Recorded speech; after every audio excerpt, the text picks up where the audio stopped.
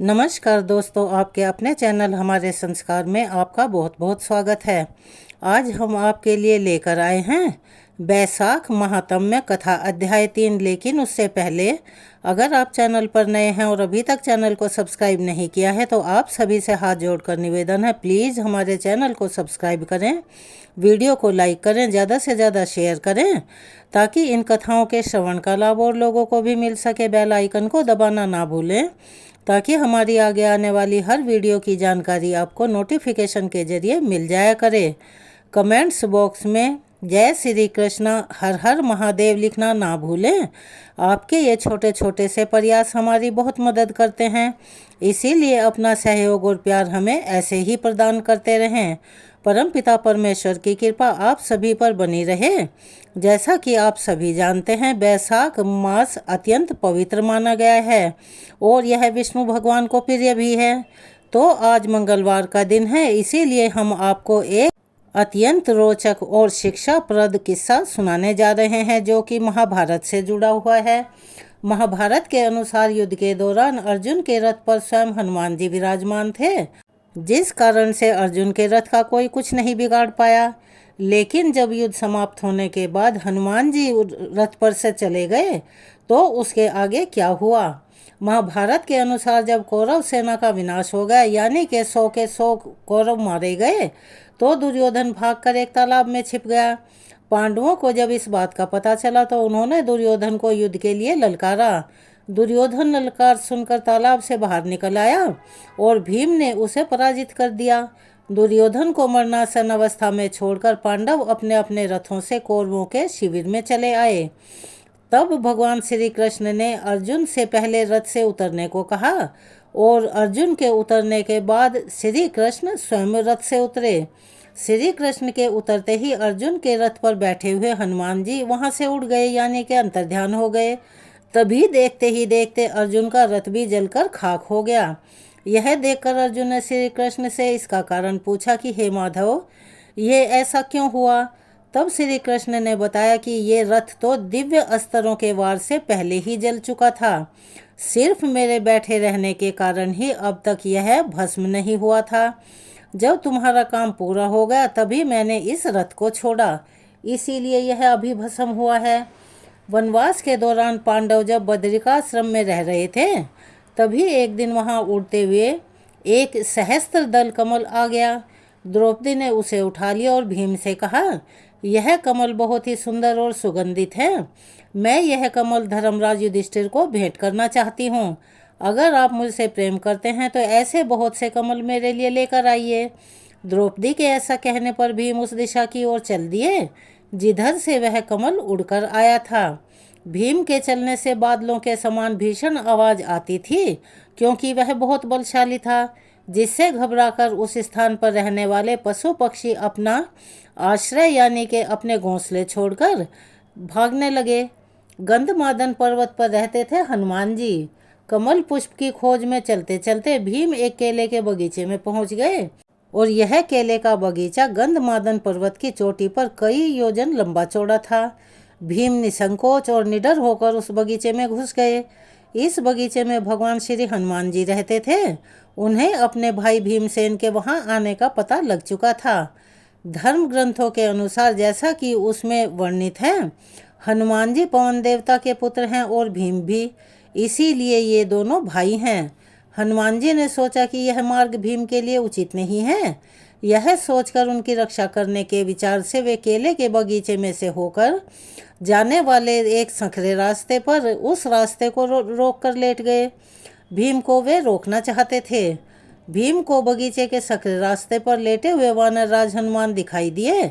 बगीचे में इस प्रकार एक वानर को लेटे हुए देखकर भीम उनके पास पहुंचे और बड़े जोर से चिल्लाए, यानी कि जोर से गर्जना की।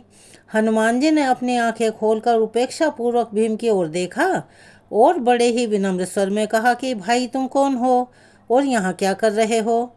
मैं तो रोगी हूँ, असहाय हूँ और मैं यहाँ आराम से और आनंद से सो रहा था। तुमने चिल्लाकर मुझे क्यों जगा दिया। यहाँ से आगे यह पर्वत अगम्य है, यानी यहाँ इस पर कोई भी नहीं चढ़ सकता, अतः तुम यहाँ से वापस लौट जाओ। हनुमान जी की ऐसी बात सुनकर भीम बोले, वानर राज, आप कौन हैं और यहाँ क्या कर रहे हैं? मैं तो चंद्रवंश के अंतर्गत कुरु वंश में उत्पन्न हुआ हूँ। मैंने माता कुंती के गर्भ से जन्म लिया है और मैं महाराज पांडु का पुत्र हूँ। लोग मुझे वायुपुत्र भी कहते हैं। मेरा नाम भीम है। भीम की बात सुनकर हनुमान जी बोले, मैं तो बंदर हूँ। तुम जो इस रास्ते से जाना चाहते हो तो मैं इधर से तुम्हें नहीं जाने दूंगा, और मेरी राय मानो तो अच्छा यही है कि तुम यहाँ से वापस लौट जाओ, नहीं तो तुम जिंदा नहीं बचोगे और मारे जाओगे। यह सुनकर भीम ने कहा, मैं मरूं या बचूं, तुम्हें इससे क्या? तुमसे तो इस विषय में मैं पूछ ही नहीं रहा हूँ। तुम यहाँ से फटाफट उठो और मुझे रास्ता दो और मुझे जाने दो। हनुमान फिर से बोले, मैं रोगी हूँ, यदि तुम्हें जाना ही है तो मुझे लांग कर चले जाओ। भीम बोले, वानर राज, संसार के सभी प्राणियों में ईश्वर का वास होता है, इसीलिए मैं तुम्हारा लंघन कर परमात्मा का अपमान नहीं कर सकता। यदि मुझे परमात्मा के स्वरूप का ज्ञान ना होता तो मैं तुम्ही को क्या, इस पर्वत को भी उसी प्रकार लांग जाता जैसे हनुमान जी समुद्र को लांग गए थे। तब हनुमान जी ने अनजान बनते हुए कहा, यह हनुमान भला कौन था जो समुद्र को लांग गया था? उसके विषय में तू कुछ कह सकते हो तो कहो, मैं भी जानना चाहता हूँ। भीम बोले, वे मेरे भाई हैं। वे श्री रामचंद्र जी की पत्नी सीता जी की खोज करने के लिए एक ही छलांग में 100 योजन बड़ा समुद्र लांग गए थे। मैं भी बल और पराक्रम में उन्हीं के समान हूँ। इसीलिए तुम यहाँ से खड़े हो जाओ और मुझे रास्ता दे दो। यदि मेरी आज्ञा नहीं मानोगे तो मैं अभी के अभी तुम्हें यमलोक पहुँचा दूंगा। भीम की ऐसी बात सुनकर हनुमान जी मन ही मन मुस्कुरा उठे और फिर उससे बोले कि हे वीर, तुम क्रोध मत करो। बुढ़ापे के कारण मुझ में उठने की शक्ति नहीं बची है, इसीलिए मैं तुमसे कह रहा हूँ कि कृपया करके मेरी पूँछ हटाकर निकल जाओ। यह सुनकर भीम हंसकर अपने बाएं हाथ से हनुमान जी की पूँछ उठाने लगे, किंतु उठाना तो दूर की बात था, वे उसे टस से मस नहीं कर पाए। तब भीम हनुमान जी के पास पहुँचे और हाथ जोड़कर कहा कि आप कौन हैं? कृपया अपना परिचय दीजिए और मेरे कटु वचनों के लिए मुझे क्षमा कर दीजिए।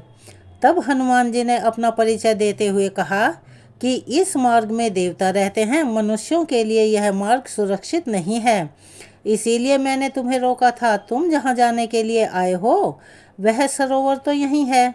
हनुमान जी की बात सुनकर भीम अति प्रसन्न हुए और बोले, समुद्र को लांघते समय आपने जो विशाल रूप धारण किया था उसे मैं देखना चाहता हूँ।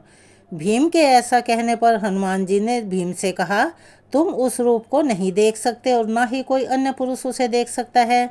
सतयुग का समय दूसरा था और त्रेता और द्वापर का भी दूसरा है।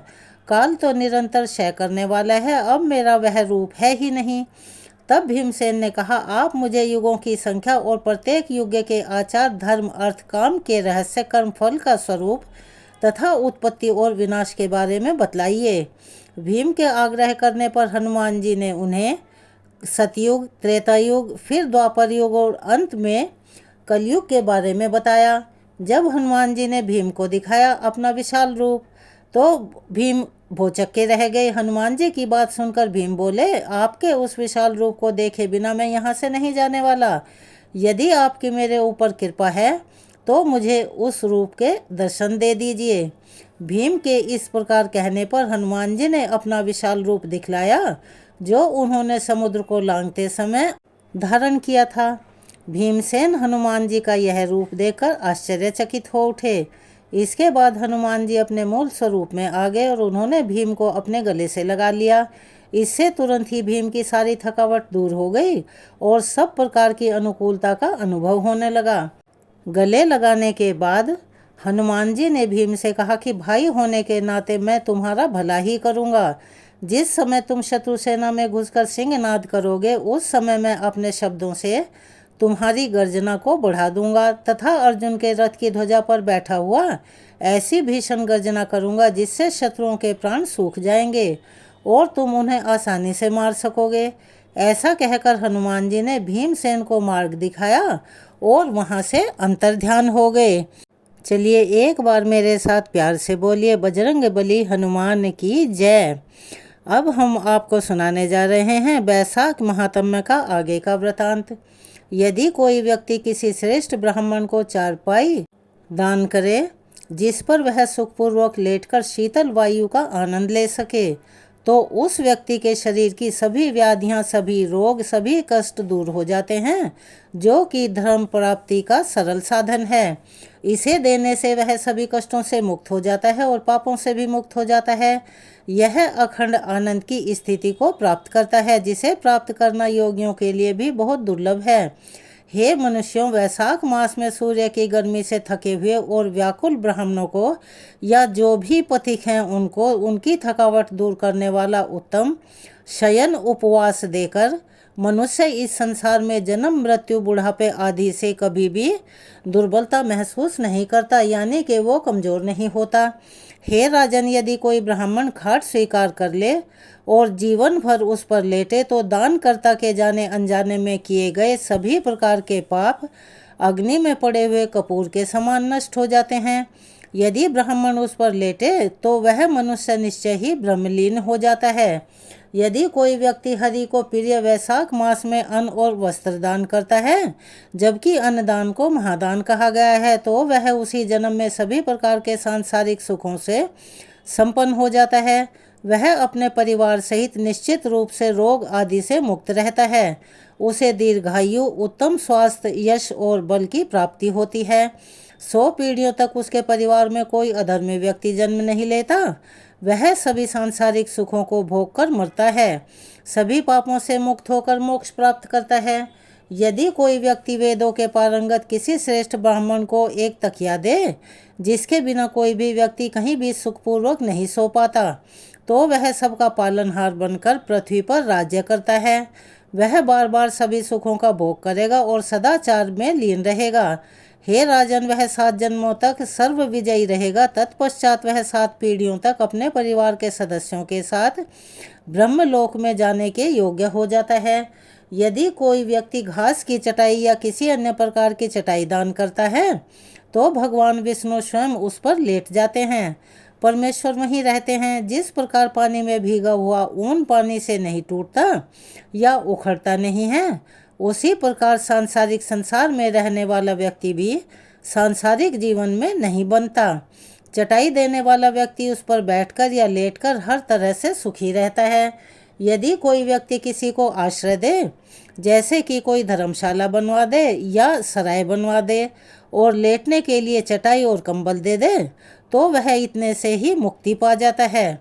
इस संबंध में कोई भी संशय करने की जरूरत नहीं है। नींद से दुख दूर होता है, नींद से थकान दूर होती है। चटाई पर लेटे हुए व्यक्ति की नींद अवश्य ही अच्छी और सुखद होती है, जो कि उसको आराम पहुंचाने वाली होती है। हे राजन, जो मनुष्य बसंत ऋतु के आगमन पर वैशाख मास में कंबल दान करता है, वह अकाल मृत्यु से मुक्त हो जाता है तथा 100 वर्षों तक जीवित रहता है। जो मनुष्य गर्मी से पीड़ित किसी अच्छे ब्राह्मण को उत्तम वस्त्र देता है, वह पूर्ण आयु तथा परलोक में परम गति को प्राप्त करता है। ब्राह्मण को आंतरिक ताप दूर करने वाला उत्तम कपूर देने से भी मनुष्य मोक्ष की प्राप्ति करता है। उसके सभी दुख और कष्ट दूर हो जाते हैं। जो ब्राह्मण को फूल और केसर देता है, वह सम्राट बनता है, यानी कि राजा बनता है। ऐसे शासक जो सभी लोगों के दिलों को जीत लेते हैं और सदा विजयी रहते हैं, वह पुत्र पौत्र आदि के साथ समस्त सांसारिक सुखों का उपभोग करके मोक्ष प्राप्त करते हैं। चंदन का लेप त्वचा और हड्डियों की गर्मी को कष्ट से तुरंत दूर करता है। इससे चंदन का लेप देने से मनुष्य त्रिविध कष्टों से मुक्त हो जाता है और मोक्ष की प्राप्ति करता है। हे राजन, जो मनुष्य जल मिलाकर सुगंधित किए हुए औषधि, चाशक और कौशल आदि नाना प्रकार के उपटन देता है, उसे सांसारिक सुखों के भोग में देवताओं की सहायता प्राप्त होती है। उसके पाप नष्ट हो जाते हैं और दुख दूर हो जाते हैं। उसे मोक्ष का परम आनंद प्राप्त होता है। यदि वैशाख मास में धार्मिक कर्मों में पारंगत भक्त गोरोच और कस्तूरी अर्पित करे, तो उसे 3 गुना कष्टों से मुक्ति मिलती है। उसे मोक्ष का परम आनंद प्राप्त होता है। जो मनुष्य सूर्य के मेष राशि में होने पर कपूर के साथ पान दान करता है, वह सम्राट के समान सुख प्राप्त करता है और मोक्ष का परम आनंद प्राप्त करता है। जो मनुष्य मेष मास में नील कमल और चमेली का दान करता है, वह राजा बनता है और बाद में मोक्ष का अधिकारी होता है। जो मनुष्य बसंत ऋतु के आगमन पर केतकी या मल्लिका का दान करता है, वह मधुवध करता भगवान की आज्ञा से मोक्ष प्राप्त करता है। हे राजन, जो मनुष्य ब्राह्मण को सुपारी, नारियल और सुगंधित देने वाले पुण्य कार्य करता है, उसे मिलने वाले फल के बारे में सुनो। 7 जन्मों तक वह धनवान ब्राह्मण होगा, वह वेदों का पारंगत होगा। तत्पश्चात वह अपने परिवार की 7 पीढ़ियों के साथ विष्णु लोक में वास करेगा। मैं उस व्यक्ति के फल की गणना करने में असमर्थ हूँ जो विश्राम तथा मनोरंजन के लिए मंडप बनवाकर, यानी कि कोई भी छत्र छाया बनवाकर उसे ब्राह्मण को दान देता है। जो मनुष्य अच्छी छाया वाला रेत को अच्छी तरह फैलाकर तथा पानी की आपूर्ति के लिए शेड से युक्त मंडप बनाता है, वह संसार का शासक बनता है। जो सड़क के किनारे बाग लगवाता है, पेड़ लगाता है, तालाब, कुएं और पोखरे बनवाता है तथा वहां पर सराय बनवाता है, वह धर्मात्मा है। उसके लिए पुत्र किस काम के? संतान 7 प्रकार की बताई गई है: कुआं, सरोवर, उद्यान, मंडप, प्याऊ, धार्मिक अनुष्ठान करने वाला तथा पुत्र। इनमें से यदि एक भी ना हो तो मनुष्य स्वर्ग में नहीं जा पाता। सब कुछ जानने वाले श्रेष्ठ पुरुष जानते हैं कि ये 7 संतानें हैं: अच्छे पवित्र ग्रंथों का श्रवण करना, तीर्थों की तीर्थ यात्रा करना, अच्छे लोगों की संगति करना यानी कि सत्संग करना, जल का दान, पके हुए भोजन का दान करना, पवित्र अंजीर का पेड़ का रोपण और पुत्र। संतान के बिना व्यक्ति उच्च लोकों को प्राप्त नहीं कर सकता, चाहे वह सैकड़ों पवित्र अनुष्ठान क्यों न कर ले। इसीलिए उसे संतान की तलाश करनी चाहिए, उसे संतानों में से किसी एक को अपनाना चाहिए। पशु, पक्षी, मृग और वृक्षों में से कोई भी आसानी से उच्च लोक में नहीं जा पाता, फिर मनुष्य से इसकी आशा कैसे की जा सकती है? यदि कोई सुपारी, कपूर और अगरबत्ती के साथ उत्तम पान का पत्ता दान करे तो वह सभी शारीरिक पापों से मुक्ति पाता है, इसमें कोई संशय नहीं है। जो व्यक्ति तांबूल दान करता है उसे निश्चित रूप से यश, साहस और यश की प्राप्ति होती है। यदि कोई रोगी इसे दान करे तो वह रोग से मुक्त हो जाता है। यदि कोई स्वस्थ व्यक्ति इसे दान करता है तो उसे मोक्ष की प्राप्ति होती है। जो मनुष्य बैसाख मास में गर्मी और कष्ट का नाश करने वाली छाछ यानी कि मट्ठा पिलाता है, वह पृथ्वी पर विद्वान और धनवान होता है। ग्रीष्म ऋतु में छाछ के समान कोई दूसरा दान नहीं माना गया, इसीलिए मार्ग में थके हुए ब्राह्मण को छाछ अवश्य देना चाहिए। जो मनुष्य भूख की कमी को दूर करने वाले नींबू के उत्तम रस और बारीक नमक को मिलाकर छाछ पिलाता है, वह मोक्ष को प्राप्त करता है। हे राजन, जो व्यक्ति बैसाख मास में गर्मी के शमन के लिए दही दान करता है, उसके फल का वर्णन करने में भी मैं समर्थ नहीं हूँ। जो मनुष्य बैसाख मास में भगवान विष्णु को प्रिय उत्तम चावल दान करता है, वह पूर्ण आयु को प्राप्त करता है, उसे समस्त यज्ञों का फल प्राप्त होता है। जो मनुष्य तेजस रूपी गाय के दूध से बना घी ब्राह्मण को देता है, वह अश्वमेध यज्ञों का फल प्राप्त करता है, जो भगवान विष्णु के लोक में आनंदित होता है। जो व्यक्ति बैसाख मास में जब सूर्य मेष राशि में हो कोमल ककड़ी और गुड़ का मिश्रण दान करता है, वह सभी पापों से मुक्ति पाता है और निश्चित रूप से श्वेत द्वीप में निवास करता है। जो मनुष्य गर्मी और कष्ट के निवारण के लिए शाम या दिन में ब्राह्मण को गन्ना दान करता है, उसका पुण्य अनंत है, जिसका कि वर्णन नहीं किया जा सकता। बैसाख मास में शाम के समय थकावट दूर करने के लिए जल और गुड़ का मिश्रण देने से मनुष्य के सभी पापों से मुक्ति मिलती है और भगवान विष्णु के साथ वह उनका सानिध्य प्राप्त करता है। मेष मास में सायंकाल में फल सहित पानक को ब्राह्मण को देना चाहिए, इससे पितरों को निसंदेह अमृत का पान प्राप्त होगा। यदि कोई व्यक्ति बैसाख मास में पके हुए आम के फलों के साथ पानक का सेवन करता है तो उसके सभी पाप अवश्य ही नष्ट हो जाते हैं। यदि कोई चैत्र मास की अमावस्या के दिन रस से भरा एक बड़ा बर्तन दान करता है तो निसंदेह उसके द्वारा 100 गया श्राद्ध संपन्न हो जाते हैं, यानी कि उसके पितरों को मुक्ति मिलती है। चैत्र मास की अमावस्या के दिन मनुष्य को पितरों के निमित्त कस्तूरी, कपूर, चमेली नामक सुगंधित पौधे की जड़ मिलाकर 1 लोटा पानक दान करना चाहिए। यह 96 श्राद्ध के समान पुण्यदायी माना गया है। यह था आज बैसाख महात्म्य का वृतांत। इसको आज हम अब यहीं विराम देते हैं। इससे आगे का वृतांत हम अपनी आने वाली वीडियो में सुनाएंगे, कृपया उसे भी अवश्य ही सुनिएगा। अगर आप चैनल पर नए हैं और अभी तक चैनल को सब्सक्राइब नहीं किया है तो प्लीज़ हमारे चैनल को सब्सक्राइब करें, वीडियो को लाइक करें, ज़्यादा से ज़्यादा शेयर करें, बेल आइकन को भी दबाना ना भूलें। कमेंट्स बॉक्स में ओम नमो भगवते वासुदेवाय नमः, हर हर महादेव लिखना ना भूलें। अपना सहयोग और प्यार हमें ऐसे ही प्रदान